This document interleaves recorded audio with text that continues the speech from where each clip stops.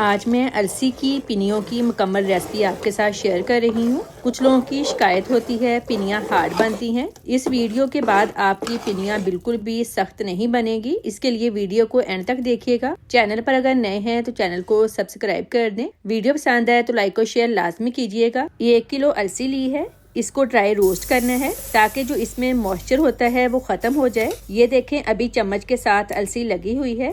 जब इसमें से नमी बिल्कुल खत्म हो जाएगी ये चम्मच के साथ नहीं चिपकेगी। और दूसरा, जब इसमें टिक टिक की आवाज आने लगे तो इसका मतलब होता है अलसी रोस्ट हो गई है। ये देखें चम्मच के साथ अलसी बिल्कुल नहीं लगी हुई, नमी खत्म हो गई है और टिक टिक की आवाज भी आने लग गई है। तकरीबन 6 से 7 मिनट लगे हैं इसको ड्राई रोस्ट होने में। अब गरम गरम अलसी को ग्राइंड कर लें। गरम गरम अलसी को ग्राइंड करेंगे तो आसानी से ग्राइंड हो जाएगी। अलसी अगर ठंडी हो गई तो ग्राइंड करने में मुश्किल हो जाएगी, क्योंकि अलसी में काफी मकदार में ऑयल होता है। गरम गरम ग्राइंड करेंगे तो ऑयल ज्यादा नहीं निकलेगा। अगर ठंडी होने के बाद ग्राइंड करेंगे तो सारा ऑयल निकल आएगा और ग्राइंड करने में मुश्किल होगी।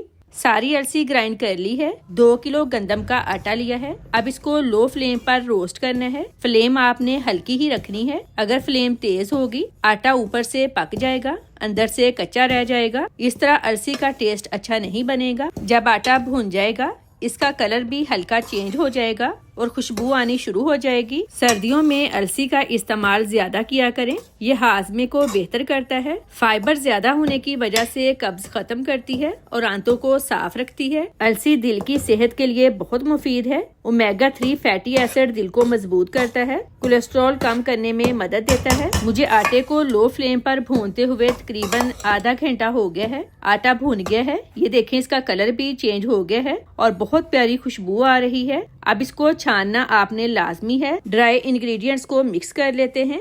अलसी, आटा, मूंगफली के दाने और खोपरा डालकर मिक्स कर लें।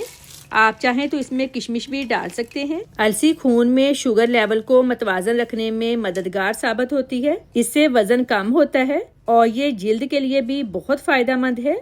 जिल्द में नमी रखती है, दाने और खुश्की खत्म करती है। हड्डियों की मजबूती के लिए भी अलसी बहुत मुफीद है।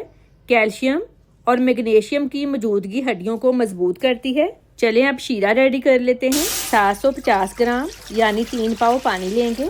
इसमें डालेंगे 1.5 किलो गुड़। अब गुड़ को पानी में घुलने दें।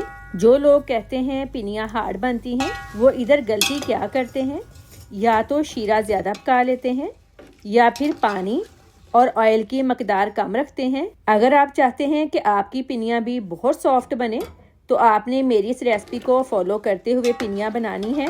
इंशाल्लाह आपकी पिनियाँ भी बहुत सॉफ्ट बनेगी। गुड़ पानी में घुल गया है, इसको छान लें ताकि अगर गुड़ में कोई तिनका वगैरह है वो निकल जाए। छान कर दोबारा देगचे में डालें। अब इसमें 3 पाव पानी डाला था, 3 पाव ही सरसों का ऑयल डालना है। अगर आपने देसी घी डालना है तो वो भी आपने 3 पाव ही डालना है। सरसों के ऑयल को मैंने पहले लो फ्लेम पर पका लिया था।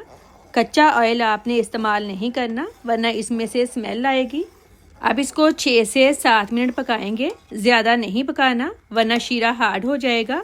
और मेरे सारे व्यूवर्स का बहुत शुक्रिया, आप मेरी रेसिपीज पसंद कर रहे हैं। शीरा रेडी है। फ्लेम अब बंद कर दें। ड्राई मिक्सचर को थोड़ा थोड़ा डालकर मिक्स करें। चम्मच मसलसल हिलाते रहना है ताकि गुठलियाँ ना बने। अब अलसी हल्की सी ठंडी हो जाए तो पिनियाँ बना लें। जिस साइज की आपने पिनियाँ बनानी है उस हिसाब से बना लें। मैंने अलसी की पिनियों के बेशुमार फायदे आपके साथ शेयर किए हैं।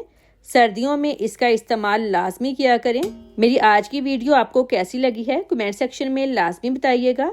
वीडियो को पसंद आए लाइक और शेयर लाजमी कीजिएगा। अल्लाह हाफिज।